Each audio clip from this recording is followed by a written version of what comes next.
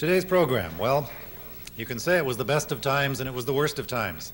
The Portland City Council unanimously approved Arts Plan 2000 Plus, an ambitious and exciting blueprint for Portland's artistic future.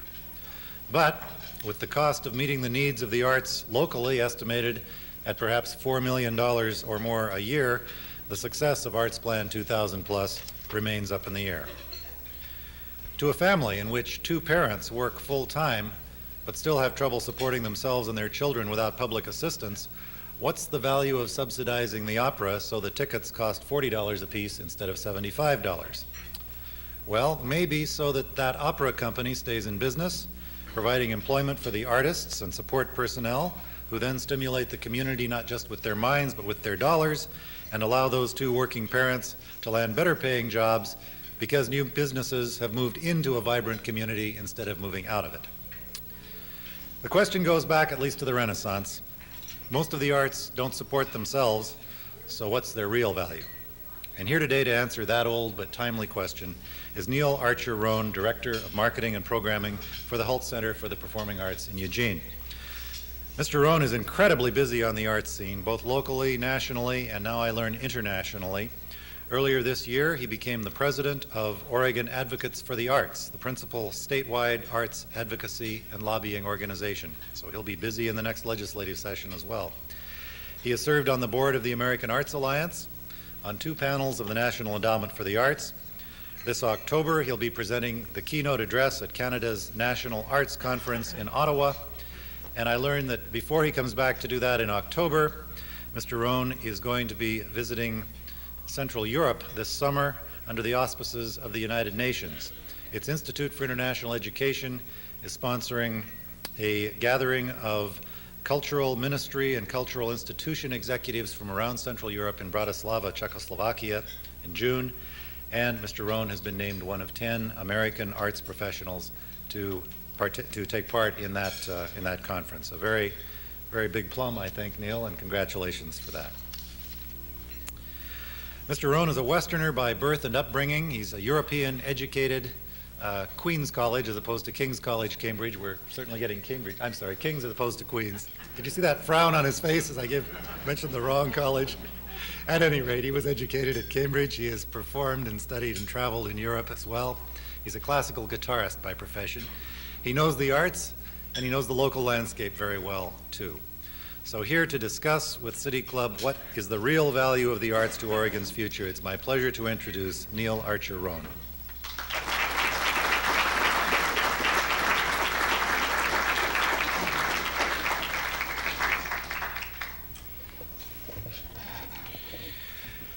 Well, as you can tell from my introduction, I'm here as an advocate for the arts, and nothing would please me more than to be able to leave this room knowing that I'd converted all of you to my persuasions.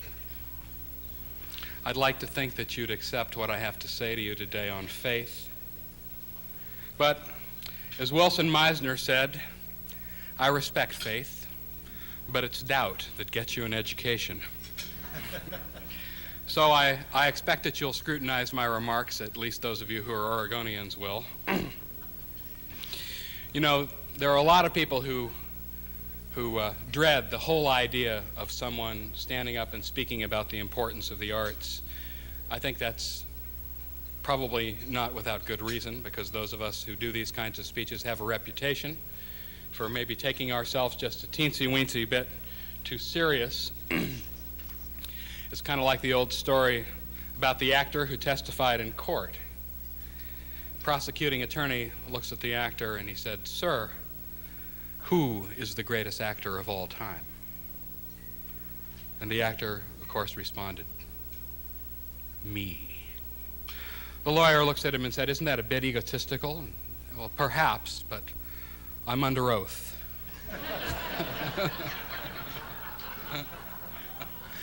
Well, I'm under oath today here as well. And I will tell you the truth.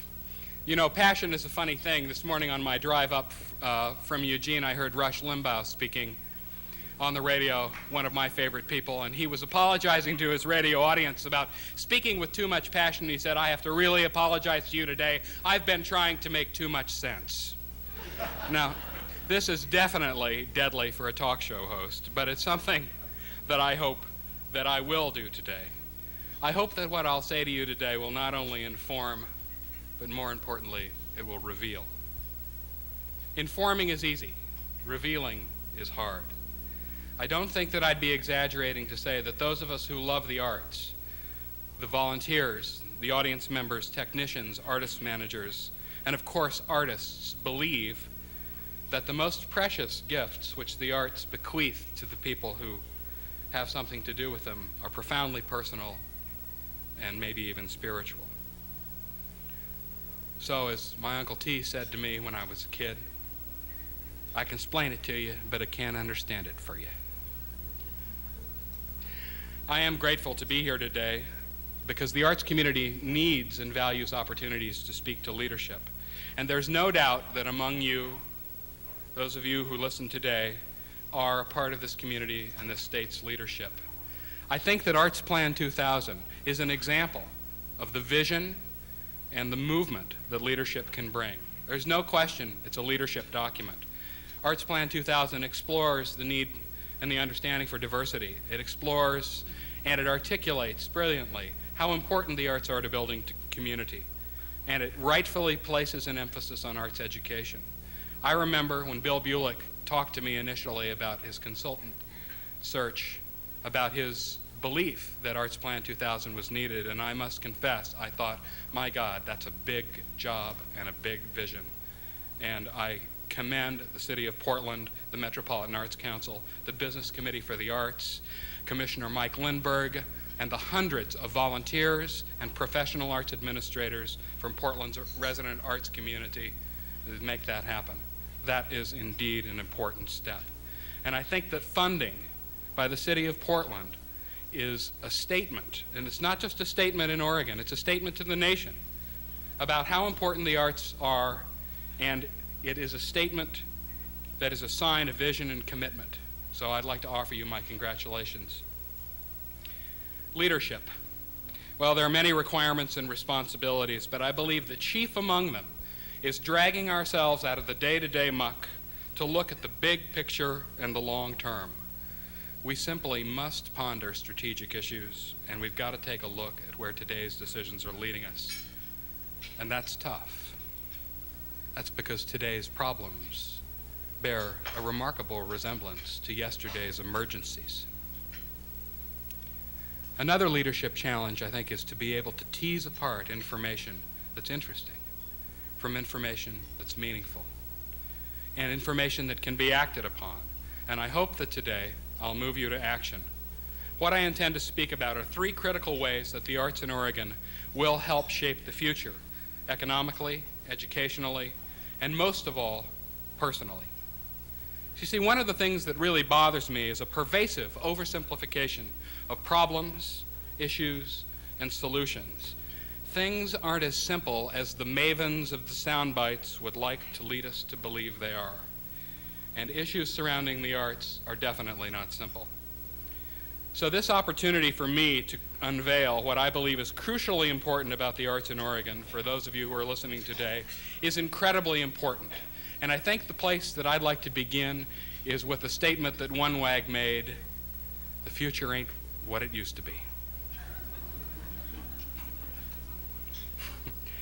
And as a boy growing up in the Bighorn Basin at the foot of Wyoming's Rocky Mountains, I imagine, like many of you I imagined a future that never happened. I believed that the future would look like the present, only better. That's the American way, only better. It never occurred to me that my little hometown would find itself struggling today to survive. And I never would have dreamed that towns like Cody, Wyoming, or cities like Portland, Oregon, let alone whole states, would one day find themselves in competition with each other, with other towns, with other cities and states, to shore up the prosperity of their people, to build a legacy for their children and for their grandchildren, that cities and states, just like businesses, would have to create strategies for development and diversification. Well, I know now that I was naive, because competition for business and industry has been part and parcel of the development of this country since it was founded. And looking back, I can see now in the history of places that I've lived, People who had vision and gumption made decisions, and those decisions are still resonating. I'd like to pause and focus for a minute on a word, gumption. I like that word. I think we need to exercise more gumption today, and I believe that it's a rightful part of our heritage. The people who braved the Oregon Trail to come here to build their communities, to make lives for themselves and for their children, had to confront their fear of the unknown. They had faith and in their ability to create a life for themselves. Bottom line, they had gumption. And it's the legacy of those people's vision that we're living today. We're sustaining the communities they built. Our farmer cousins are turning the soil they cleared. Our children are climbing the trees that they planted. Those people, through the commitment to building our communities, provided for the rest of us. I'm not saying that mistakes weren't made or that there weren't selfish interests involved, but by and large, they were able to unscramble the complexities of the present's relationship to the future enough to move things along. And we used to call that kind of movement progress. The word progress has kind of a bad rap these days. It smacks of smokestacks, of the acrid odor of asphalt replacing the sweet breath of fir trees, of exhaust-belching bulldozers. For all of us who love Oregon's natural beauty, those diesel battering rams of destruction symbolize for us the devastation that I believe we are all afraid progress may bring. Now, Oregon's been better at fending off that particular brand of progress that many places haven't. We've labored to bring prosperity here, but not at any price. I'd like to think that we know how to strive, and we do strive for balance in achieving our particular brand of progress. And one of the things we need to think about is the kind of progress we want and what we're willing to pay for it. Because one thing we have learned is that progress does not come without its challenges. Times have changed. The land's no longer the wilderness it once was. Today, you and I confront a different wilderness, no less perilous or forbidding than the one confronted by our ancestors. Our communities are at risk. They're imperiled by the forces of fear, alienation, and poverty. There are 7.2 million people we know about out of work today. 6% of our nation are unemployed, the highest unemployment rate we've had in quite a number of years. I think we need to look at why we have unemployment. That's what I'm here to talk about. We have to try to address problems in an economy, a state, and a nation that are all undergoing a massive restructuring. There's no question the volume of change is enormous, the issues are complex, and what I want to talk to you about is how we fit into those issues. Now, in light of the challenges that I've talked about, how, you might ask, in the face of these and other challenges that I haven't talked about, in the midst of tumultuous times, how, as Mr. Westwood asked you, can public funding of the arts be justified? Why should Oregon make public funding of the arts a priority? Oregon's wrestling with tough choices. And don't kid yourselves, there's lasting consequences. But I believe we can't afford to overlook the arts. When we're preparing for the future, we need every advantage because we're in the business of bolstering Oregon's competitive position among rival states and rival nations. And chief among the advantages that we require is a superior workforce. In the short term, we need to replace every lost job with a new job. That means incubating and attracting new employers. But there's no way short-term strategies will work over the long term. We need to concern ourselves with preparing and recruiting a highly skilled, creative workforce to run those businesses. We need to make sure that Oregon's mix of recreational, cultural, social, and educational services and amenities propel us towards our long-term goals. We can't afford not to make the arts a priority. In fact, we need to go further than we've heretofore gone. We need to go further. I would also maintain we need to refocus. We need to rethink our support, what that support looks like, what that support pays for. What I can tell you is that a strong arts sector is strategically important to Oregon's economic and social future. The arts are a strategy for the research and development of human beings. The arts are a strategy for the research and development of human beings. It's been said that great scientists are artists practicing science. It's a fact that there's not a single Nobel Prize-winning scientist that has not been an artist at some point in their life. That simple observation speaks volumes about the costs of not addressing the whole person in our educational policies and the strategies that grow for them. Our arts community is a key component in our overall future, yet it's been the exception rather than the rule that the arts have been a player at the table when economic development strategies and educational policy have been developed. Why is that? Well, surprise, surprise, we're perceived as luxuries, as toe shoes and tutus. We've been cast as frills, and there's little doubt in my mind, frankly and honestly, that we, the arts community, have contributed more to that problem than we have to the solution. Nobody's been guiltier than we have in trivializing our own role by separating art from the culture at large. In many ways, we've been our worst enemy. We've cloistered art in an ivory tower far from the gritty hands of common experience. We've made art an object and not a fountainhead from which the creative impulse of the speaker quickens the spirit of the listener. But things are changing, and Arts Plan 2000, if you read it and look at it, is a prime example of how they're changing. We're taking what we do to the people, we're getting out of our offices and into the fray. We're making progress at reaching the everyday person in Oregon. We're improving and balancing program offerings. We're developing education and outreach programs in schools, community centers, senior centers. We're developing ticket subsidy programs for low-income families. These are the kinds of changes that we need to make, that we've needed to make to be accountable, and we need to continue to press forward with. The arts aren't a frill. Believe me, nothing could be further from the truth. Not for Oregon, and not for the nation. Arts and entertainment are the third largest export product of the United States of America. They make a real contribution to this nation's balance of trade. However, their importance to the future of the nation and to Oregon reaches far beyond their pure capital or entertainment value. They're pivotally important to our future simply because they're key to fueling innovation and to developing, as John Frohnmeyer, another Oregonian, has said, the capital of the next century creativity. Let's take a look at the facts about Oregon's arts community. First off, you should know we make a big bang for the buck.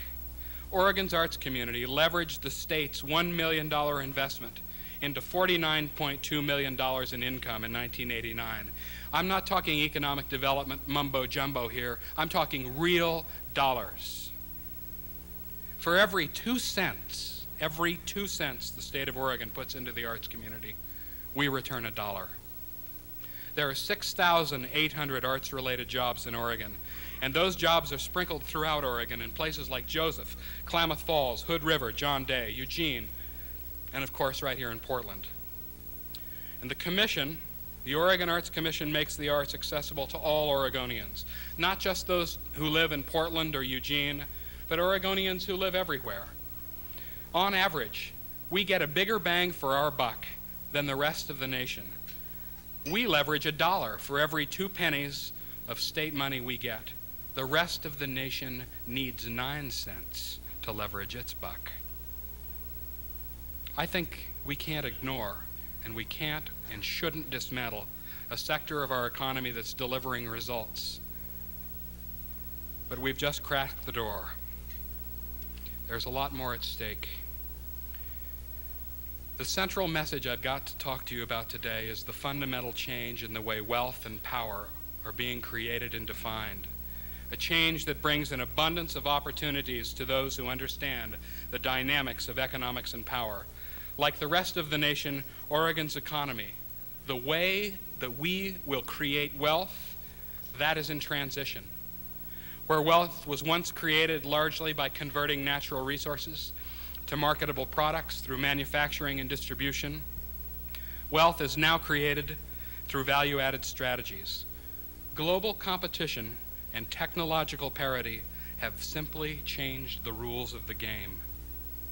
And today's preeminent value-added strategy, as business guru Tom Peters and many others attest, is to add value through information. We're in a global business system. Everybody's got access to the same suppliers. Everyone can get the same steel, rubber, bolts, memory chips, leather, and plastics. It's the quality of thinking that differentiates products and services today. Poor quality thinking is a lot more expensive than good quality thinking. Either way, you pay. Engineering, design, inventory management, production techniques, marketing, advertising, these are the arenas where value is being added. Now, I don't want to imply that the information economy diminishes in any way the importance of Oregon's natural resources or of the manufacturing sector. That's not true. But today, developing a product and getting it out there is just table stakes. It's what's required to get into the game. What's required to stay in the game is a much more complex challenge. How we differentiate products and services, how we position them in the mind of the consumer, and how the consumer constructs a self-image based on a product or service use is of greater importance, because products are no longer products. There are companions in life, and as such, we're no longer after just market share, we're after mind share. We've learned how to add value to products. We're doing it with information. We're making better cars by making smarter cars. We're making better coffee makers by making smarter coffee makers. They'll measure the beans, grind them, measure the coffee, turn themselves on, turn themselves off. We're making smarter clothes dryers. They turn themselves off when the clothes are dry. The bottom line is that the ratio of information to mass and products is increasing dramatically. Information-enriched products and services are no longer surprises to consumers. They're expected. And in a world economy where competition is so fierce for the consumer dollar, what we see is that value in all its various incarnations has overwhelmed price as a meaningful point of differentiation. Adding value and communicating value are key to creating and positioning products and services. But there's an emerging paradigm. We're grappling with bigger stakes. We know about adding value to products and services. The new challenge, the emerging paradigm of competition, goes one step further. How do we add value to ideas? How do we turbocharge our thinking? How do we create learning organizations? These questions are being answered today by the marketplace hero of our times, the knowledge worker. And as Alvin Toffler says in his new book, Power Shift, this shift in wealth creation is compelling a fundamental change in the way company assets are measured and reported. They're transforming the process by which securities analysts determine the viability of companies and the value of their stock. Indeed, the ability to assemble a core of knowledge workers in terms of intellectual and creative capital will make or break businesses.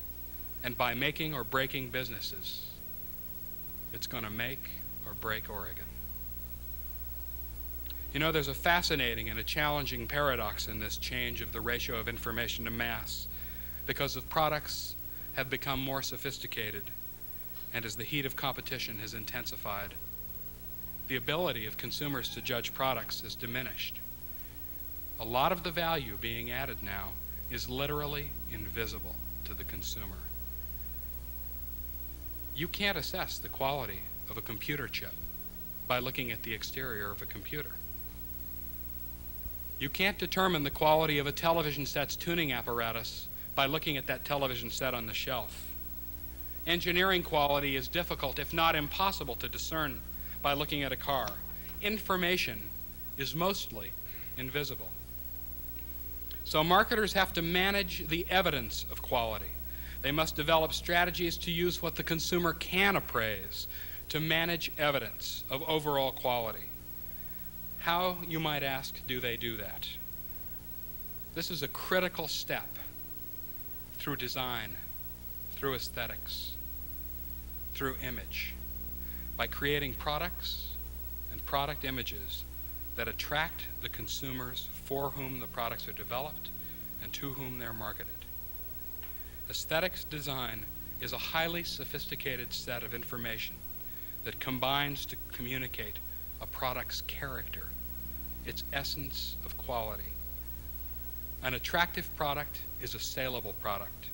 4 of our nation's fiercest competitors, West Germany, France, Italy, and Japan, all recognize the importance of aesthetics in the design and advertising of products. Italy's reputation for industrial and fashion design is enviable. How many of you have looked at Italian ties lately?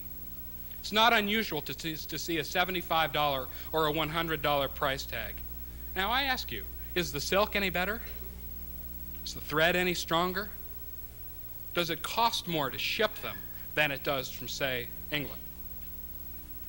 No. It's the information, more specifically the quality of the aesthetic information, that differentiates this entire nation's approach to creating, manufacturing, and marketing their products. Let's take a look for a minute at Scandinavian furniture. Does it have better wood? Does the pine come from Scandinavia? Pine comes from Poland. The leather, is the leather better? Leather doesn't come from Scandinavia. The leather comes from the Soviet Union and Poland. Steel, is it any better? Not really. The only thing that happens in Scandinavia with respect to Scandinavian furniture is the design and marketing of that furniture. Everything else is global. That's a wonderful metaphor for what's going on today. This is such an important issue economically. It's so important that it explains why France's arts budget is in its national defense budget, because European countries who have suffered the effects of nationalism, who suffer the effects of intense competition, all understand that a strong cultural identity and a strong sense of cultural and aesthetic literacy is literally a matter of survival. We can't push art into the margins. It's going to hurt us where we live. Now, can we make a case that Oregonians are as aesthetically literate as Italians, as the Danish, as West Germans? You know, it's interesting to observe that the one period in this country's auto manufacturing history when American cars were highly sought after in international markets was when they had fins. Fins. Now, not exactly functional. They certainly didn't improve mileage or performance. Fins were purely an aesthetic element. And as non-engineered and as whimsical as they were, they added value to American cars. Now, do you think that a designer could make a case for something like fins today? It's a wonderful example of what Albert Einstein meant when he said, "Imagination is more important than intelligence." There are emerging questions with this emerging paradigm. How are we going to weave innovation into the daily fabric of the workplace? How will we create an organizational capacity for the disruption that accompanies an innovating organization? Basically, the question we're asking is, how are we, as a puritanically derived culture, going to tolerate more creativity? I'd like you all to take a look at your tie or scarf and just ask yourselves how much more color you can really stand.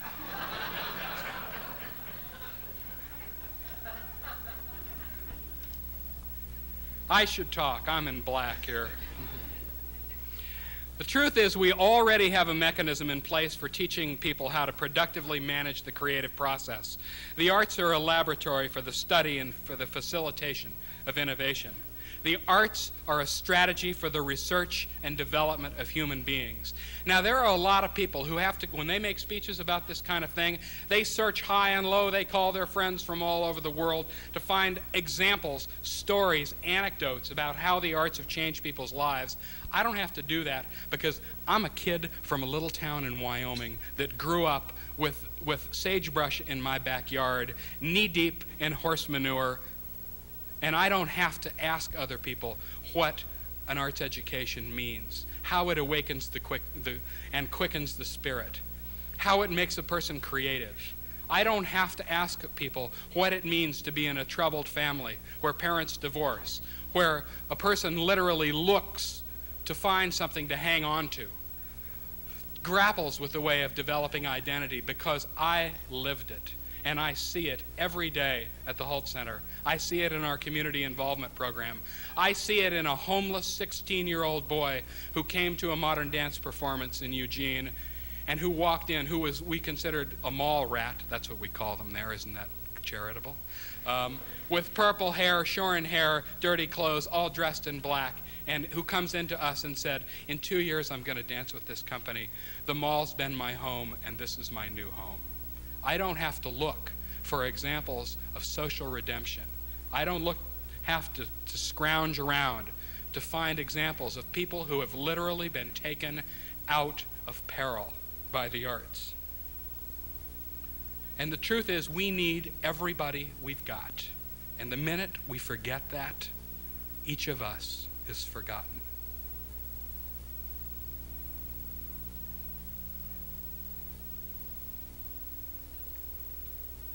As I mentioned earlier, cities and states are becoming just like products. They have to be positioned and marketed just like a product. This begs several questions. How will Oregon position itself for the future? How will we? What's our key point of differentiation going to be? What are our value-added strategies? Well, first off, we need to empower our children's and our state's future through arts education. That education has got to cultivate a capacity for creativity and for innovation, as well as develop a solid base of skills. Arts education can help us do that. Plus, we need to be able to attract knowledge workers to Oregon, and we've got to hang on to the ones we've already got. A whole raft of studies conclusively prove that the presence of arts in a community isn't just important, it's a make or break consideration in recruiting and keeping a mobile, professional, independent technical sector that frankly can name its own price and go wherever it wants. These people simply will not live in a cultural desert. Thus, a dynamic cultural life should be as much a part of the Oregon scene as are the mountains and the coast. If we want to create new jobs by attracting new employers, if we want to keep our corporate sector robust, we've got to be prepared to pass the quality of life test. If we can't provide a competitive workforce to our business community, can we reasonably expect to keep that corporate base intact? Our positioning should simply be that Oregon offers more than a pristine, lush, and beautiful environment. We offer more than a proximity to Pacific Rim trading partners. We offer our corporate and professional sectors the best skilled and the most creative workforce and the richest quality of life anywhere in the United States. That's how we're going to make this state a great state. That's how we're going to survive the transition of moving from being a natural resource-based economy to a diversification strategy that's going to work. Now, in light of all this, the importance of creative capital, in light of what we know about innovation, it's troubling to me that the arts are not considered basic to education in Oregon. Moreover, Measure 5 has hamstrung communities' abilities throughout the state to offer arts education to young people. These people are being deprived of a powerful means to develop their whole selves, of realizing their whole potential. And they're not the only ones who will pay. You and I and the rest of Oregon will pay. We haven't attended ourselves to the quality and the strength of the creative impulse. And frankly, we have few vehicles as powerful as the artistic process for cultivating that impulse. Perhaps the most overlooked benefit in the rigors of an arts education is the teaching of mastery. Mastery. Sometimes people ask me what it's like to be a professional concert artist. It was like 8 hours in the practice room a day. It was 2 hours of scales every single day. It was zillions of slur exercises. It was score study. It was performance practices study. And it wasn't just occasionally, it was every day. My entire life was concerned with just one thing: improvement. How many people can honestly say in the corporate sector today, as you look at employees and you look at your peer workers and even at yourselves, that you concern yourself fanatically with improvement, with mastery every single day? Mastery. That is one of the key characteristics of Japanese management, is that Japanese workers are expected to concern themselves at least 50% of the time with improving their product. That's what mastery is all about. That's what the arts are all about. Mastery is a synergistic coupling of discipline with intelligence. Speaking of intelligence, during the last decade, some fascinating research has been done around human intelligence. We're learning that the human being and human intelligence is far more complex than we previously thought. I think at some time in each of our lives, we've all suspected that the talents and gifts we've seen in ourselves and in other people are in fact separate types of intelligence. It's my experience that both my children excel in some things and they struggle in others. I think to suggest that struggling in one subject is a sign of comprehensive stupidity, or that excelling in another is a sign of comprehensive brilliance, frankly, is counterintuitive. It flies in the face of common sense. In 1983, Howard Gardner, a Harvard psychologist, working in a project called Project Zero, published a theory which argues that the mind is composed of a number of semi-autonomous intelligences. Now, what that means is that these intelligences operate in some ways completely independent of other skills and other intelligences. And just 2 of those intelligences that were identified through neuropsychological research at Boston Veterans Administration, primarily for those of you who understand the technical aspects of this, studies of hemispheric lateralization, where one side of the brain is damaged and another side is studied, and you study enough sides so that you see what does what and why. What we know from his research is that just 2 intelligences that Gardner identified through this research can be assessed by the IQ test, and then it's incomplete. Those 2 are linguistic and logical mathematical intelligences. The other 5, spatial, musical, kinesthetic, interpersonal, and intrapersonal, they can't be assessed. Well, you might ask, why just 7 intelligences? Well, in Gardner's book, Frames of Mind, he actually hints that there may be a great many more. In fact, a number of psychologists have identified literally over 100 semi-autonomous intelligences. In any event, the message that's central to us, and I think central to each of us as human beings, is that Gardner has developed a far more expansive and far more pluralistic model of intelligence than is commonly considered. His model reframes the question from how smart is she to how is she smart? Recently, there's a lot of concern among policymakers and the national business community that the educational standards and the performance and achievements of our young people are eroding. The United States has not by a long shot been producing the highest test scores, the best qualified professional school candidates, or even the highest rate of literacy. I think our concerns are justified. But our strategies for dealing with our concerns are oversimplified and they're short-sighted. Our response has been to drum up a back-to-the-basics, no-nonsense approach that concentrates exclusively on developing math, science, and language skills. Good old reading, writing, and arithmetic. There's nothing wrong with developing math, science, and language skills, but there's something terribly wrong with stopping there. It would appear that this educational strategy falls far short of addressing many individuals in our society's potential. It concentrates on 2 aspects of intelligence and ignores at least 5 others. This is a grievous mistake. In our love affair with math and science and the scientific method and engineering, we've overlooked a monumentally important and profoundly simple concept, that the most important scientific act is the formation of the hypothesis, the asking of the question.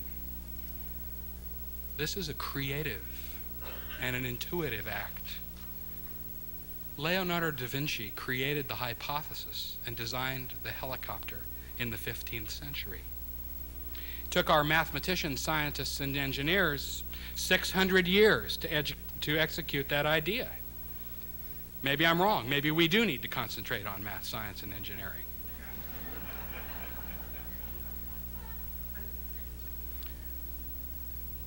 I mean, to be straightforward about it, this approach is going to turn off a lot of kids whose gifts are elsewhere. And these kids, they're like you and they're like me. They dream of making something of themselves, of making their families proud. They want to make a difference in the world just like you do. And we don't need any more disaffected children. Not in Oregon, not anywhere else. We need to look at it, what we believe in as a people: equality, justice, fairness. Educational policy which penalizes people for having other gifts is hardly fair, hardly just. And worse, the creative capital which these young people represent is being squandered. As a fair and as a just society, we have an obligation to promote social and educational policy that meets the needs of all our people, of each and every individual. And if we do that, we're going to be rewarded by a richer, more diverse workforce. You think about yourself just for a minute, separate from this club, separate from your office. Think about how you're going to be born alone, how you were born alone, and how you're going to die alone. We forget that we're individuals. We live in a society where the institution has displaced the individual in importance. Institutions are literally masquerading as individuals. When individuals get concerned, the first thing they do is go out and form an institution. We pay a lot of lip service to the individual and individual freedoms in this country, but what we listen to are institutions. They're our most important constituencies in terms of government and industry. And that's unfortunate for the arts because in a political sense, institutions don't get much out of the arts, really. Not in terms of what we've really got to offer. What we have to offer is for individuals, people like you. Institutions can experience the benefit of the arts in terms of economic development, in terms of civic buildings, in terms of amenities, but they can't cry at La Boheme. Institutions don't remember the value of art. So I want to make something perfectly clear. What I'm saying today is not intended for your institution. It's intended for you. Institutions can't show courage. You can show courage. Institutions can't summon faith. Faith wells up from the soul of a human being. And I think we have to have faith in our community. We have to believe that communities are capable of not only surviving self-examination and conflict, the kind of self-examination and conflict that has gotten the NEA in trouble, that we're not only capable of surviving that, but that in fact we can grow from it. In his book, Wendell Berry writes, "No community can survive that cannot survive the worst." Tragic drama attests to the community's need to survive the worst that it knows or imagines. The arts offer our communities an opportunity to permit the ritual exploration of evils and tragedies that confront community life. I think we all agree that the unexamined life is not worth living, and that is as true for communities as it is for individuals. We've got to revisit our communal values and opinions and our processes if we're going to see if these things are working for us. That's what the arts are also all about. They're about building community. They're a beeline to our own hearts. They're a way for us to search out and identify our own feelings, one human being at a time. You know, there's a lot of talk today about the pervasive, dehumanizing experience of a society where everybody is an addict. As a matter of fact, it was on the front page of our paper today. Addiction is widespread. You know, we've sexaholics, chocoholics, alcoholics, workaholics, artaholics. We're described as an addictive society, and so psychologists maintain that addiction is a product of spiritual bankruptcy. It seems that we have some healing to do in our persons, in our institutions, and in our communities. The time's come for leadership that understands this, that fully appreciates the value and the importance of the arts in our society. We need leadership that doesn't measure everything in terms of the almighty dollar. We need leadership that understands that creative capital is at least as valuable as financial capital. And it's time that we admit to ourselves that a healthy economy does not produce social justice as a side benefit. If we want social justice, we need to provide for it. We need your support. The arts need your support. Write the governor. Let her know you support the arts. Let your state senator and your state representative know. We need your support nationally. We need you to let Senators Hatfield and Packwood know where you stand. We also need you to let your candidates know where you stand. The most important action you can take is to break your silence.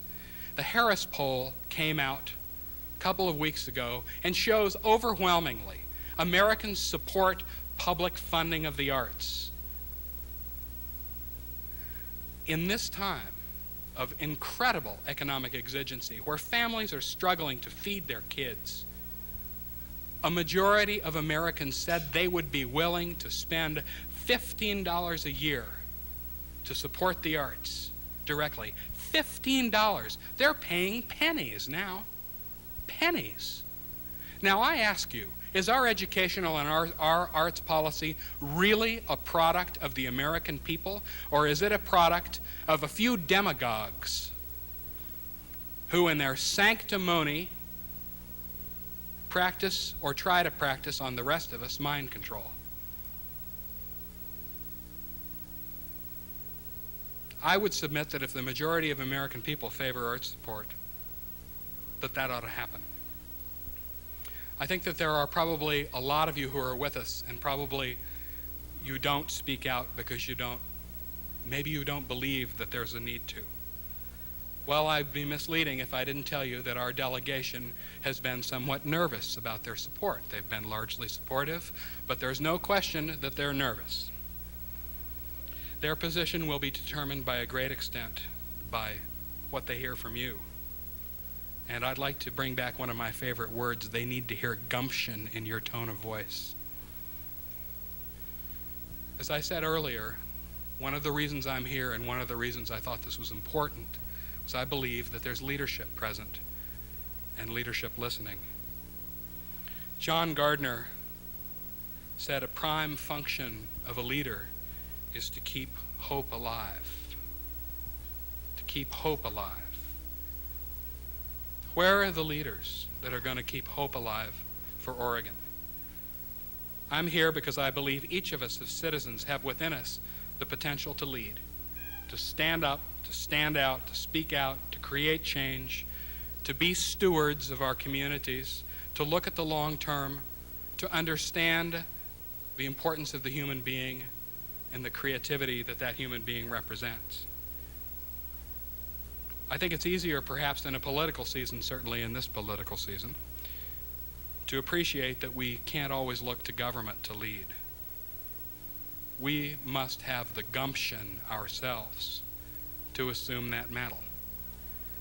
So where are the leaders who will keep hope alive? You are the leaders who will keep hope alive. Thank you.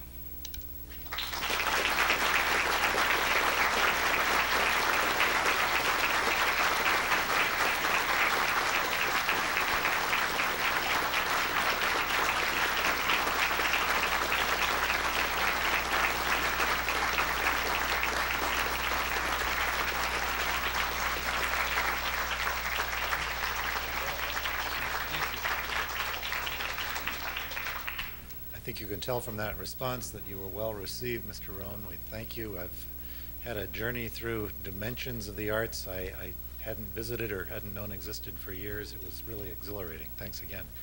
Our first question will be asked by our member host, Vivian Solomon. Thank you for your vision on the arts and its importance. I'd like to ask you to please bring that vision down to a daily level, and please address how businesses can take action on artistic involvement to make themselves more competitive. One of the really exhilarating things that I've heard about recently are several corporations who've literally decided that they want an artist in residence. So they set an office up and they brought the artist in, and the artist goes about their business in the building, and the function of the artist is to meet with other staff and have the staff come in and talk about what that artistic process is. I think what we're really talking about is getting back to something that is at the root of what we all know about, really, and that is, how do we really achieve mastery? And how do we make mastery a value in organizations? How we do that is we bring it in. We infect our organizations, and the artists are a wonderful virus. I mean, if they weren't a wonderful virus, tyrants wouldn't be trying to lock them up all the time. They're a wonderful virus, and you can bring them in. Let them infect you. Yes. As the manager of the Hult Center, I'd like you to talk about what's the return on investment for a facility? What does Eugene have because of the Hult Center that it wouldn't otherwise? What would Portland have from the Performing Arts Center that it wouldn't if it went away? How does that building relate to the creativity you're talking about? Well, I think the return, that's another speech, but I'll try to. In fact, I cut that part of my speech out this morning. The return on investment is pretty broad. I think we have to own up to the fact that the word investment, as you probably mean it, is not the word that we probably ought to choose, because there isn't a financial return on investment. The return is very indirect, and it is financial, but it's not. You don't invest in a performing arts center and take dividends out later. At least I haven't found one yet that's true of. What is true is that people come together in performing arts centers as much to come together as they do to see performances. I mean, as I watch each of you sitting here together, one of the things that you're reminded of by being here is that you're not alone. There are other people in the world, and that's what happens when audiences come together and they share a common experience. I could tell you stories all afternoon about audiences galvanizing, about them leaving performances and going out into the lobby, and us having to finally ask them to leave an hour and a half after the performance is over, where we've got them sitting around in circles on the floor talking with each other about what they just experienced. I mean, what we're really talking about is enriching the life and times of people. We're talking about human beings and life. We're also talking about tourism, visitors, hotel nights, restaurant nights. We're talking about a very complex economic network that really thrives as a basis of the presence of performing arts. I think you only have to look at the Heathman Hotel and how it's prospered and thrived by virtue of its tie into the Performing Arts Center. to get a sense of what can be done. The question is, how do we take what can be done and to get people to do it so that they experience for themselves the benefits? Yes, there's one more question. Would you like to come up to the microphone right here, Stu? The radio audience probably couldn't hear you unless you... Could you, as a professional, tell us as amateurs, in the classical sense of amateurs, lovers up, explain the John Frohnmeyer situation to us, please? What happened in 2 minutes or less? We'll be running over today, for those of you who are in the... I can't explain, I don't know exactly what you mean by explain the John Frohnmeyer situation, because that's such a rich question. There are so many things. Or do you mean why was he let go? What happened? John Frohnmeyer found himself in a very, very difficult position when a number of populations that live in this country, diverse populations and diverse values and diverse lifestyles, began to make statements about their life and their equality, and began to expose parts of their culture and their value systems that were grossly in conflict with the strengthening of the conservative movement. I believe that John Frohnmeyer is a real hero, and he deserves to be treated that way. I think he kept the endowment in place. I think that John took personal shots and structured things in such a way, literally, to facilitate tests of his own decisions, to expose the unreasonableness of the political position and the lack of constitutionality of some of the things like Jesse Helms' proposal around restrictive language. Frankly, John Frohnmeyer was fired because he became a political liability in a presidential campaign and an embarrassment to President Bush. That's very unfortunate, because I frankly think that Mr. Bush could have found other embarrassments that would have done him more political good.